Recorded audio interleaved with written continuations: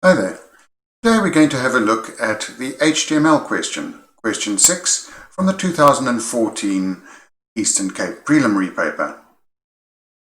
If you have a look at the question, you'll see we're being given a web page. They would like us to. If you have a look at the question, you'll see we've been given a picture with what the web page should look like, and then a few instructions on how we're going to edit it. At the bottom of the question page, you'll find the source files that you'll need to use for this question. I've extracted those into a folder and we'll be working from there. To edit the web page, you're going to have to open this inside your text editor. So right-click on the web page and you'll find if you've installed Notepad++, you should have Edit with Notepad++ as one of your menu options. Another nice feature. Otherwise, if you're using a regular text editor, you're going to have to go down to Open With and choose Notepad or whichever text editor you're using. So, here's our source file. So the first question is, the title of the web page should be Election Help. Now remember, when we're talking about the title of a web page, we don't mean the main heading, we mean the text that appears in the tab at the top of the page, which will be in the title field. So, Election Help.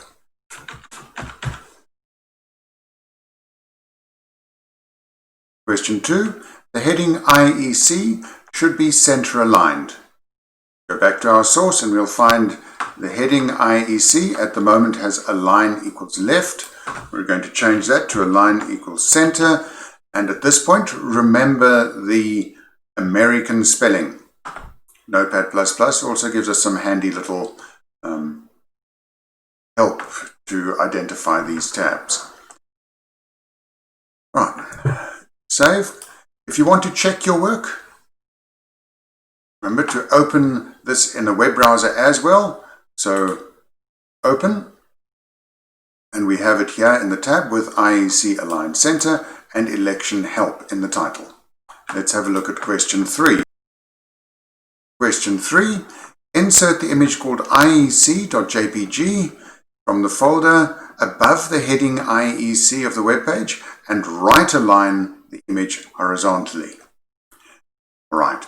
Remember that the JPG is a vital part of the file name, so you're not going to be able to leave that out. You will have to include it. Above the heading still means inside the body, so below the word body and above H1, we're going to insert img src equals, then this image's name was iec.jpg. We want to align this thing to the right of the page. Remember, the alignment controls that you have inside an image actually control how text flows around the image. So to align this centered or to align it to the right, we're going to have to insert this inside a paragraph which has the alignment we want. Go. And don't forget the paragraph needs to end. Don't forget the closing tab. Save. Having opened this web page, we don't need to reopen it. We can refresh it and we should find IEC on the right. Next question. Question 4. Format the paragraph heading, when can I register, using the following criteria. Font face, Comic Sans MS, size 6, color green. You will be given a tag sheet if you forget these particular controls. That will look something like what should appear on your screen at the moment on the right hand side. And you will find that we're using this now depreciated font tag to the formatting. These days, the standard prefers that you use CSS to format fonts, which includes a style property for every tag that can be formatted in this way. We're going to be using the font format, which is included in your syllabus. So font, and we can have face equals, and it said Comic sans ms, which might be awkward for anyone using an Apple. We want to use a color, green, just like in the example on the tag sheet. Pay attention to the American spelling again. Green. And we want a size. Size was 6. So size equals 6. You could nest this one font tag inside another and have font face is Comic Sans, then next one font color is green, and next one font size is 6. But there's no reason to do that. You can include all of that inside the one font tag. Save and check our web page. There we go. Who can register? Question 5 asks us to change the part of the document under the paragraph "you must" using an uppercase alphabetical list. So we'll be changing the type of the ordered list. So that will be these bullets under "you must." Have a look here. We can find "you must." And here are our list items. You will see at the moment we have an unordered list. So an unordered list would be bullets. We're going to have to change that to an ordered list. Don't forget to change both the starting tag and the ending tag. And there we are. Next question. Question 6. Below the paragraph "to vote," we need a hyperlink to the file .pdf. This file must be linked to the text "important." We have a look at our file. We don't see the text "important" in it.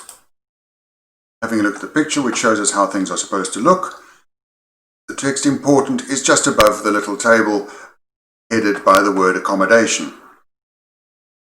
So we're going to add that text. Let's find the table. Here's the table. You can apply for registration. We're going to add that word here.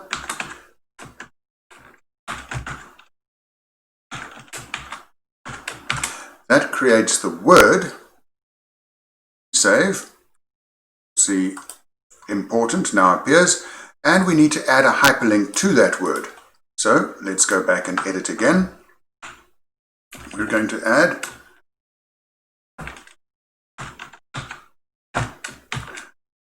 and the file we must link to is this one.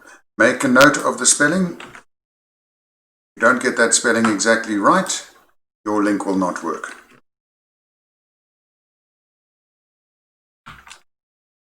And also don't forget to close your tab once you're done.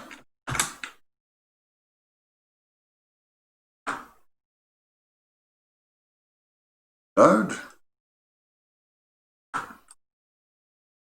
And here we have a working hyperlink, which in this particular instance downloads the PDF. Next question. Question 7 asks us to format the table below the paragraph you can apply to resemble the example as shown. We're instructed to create a caption,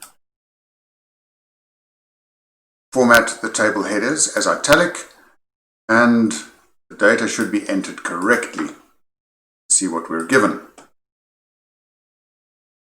So first off, we're going to have to add a caption.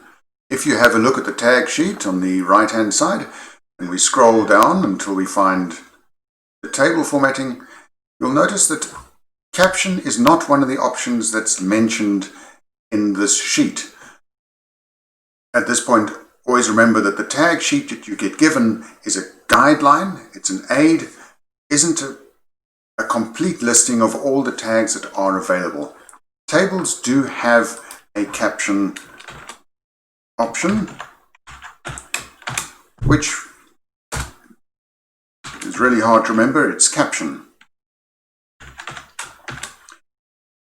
And this creates a caption which will stretch right across in this case, the top of the table. You can format whether the caption gets placed at the bottom or at the top. The caption here is accommodation, and it will appear all in capital letters. So, accommodation. Save. Reload. Here is our caption, accommodation. Next, we're going to have to make the headings italic. We can do that by inserting the I tag for italic.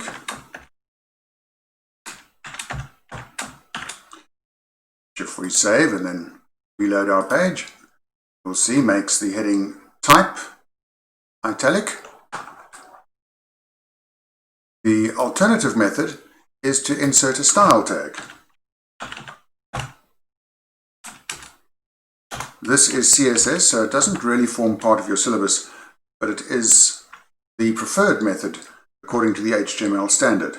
So font, style, italic, and it has the added benefit that when we reload the page, you'll see that the whole row has been made italic. The last little portion, we have to make sure the table data is entered correctly and that the twins chalet 550 appears as indicated. At the moment we only have chalet. And if you look in this row, you will see there are two fields missing. The first one is the twins.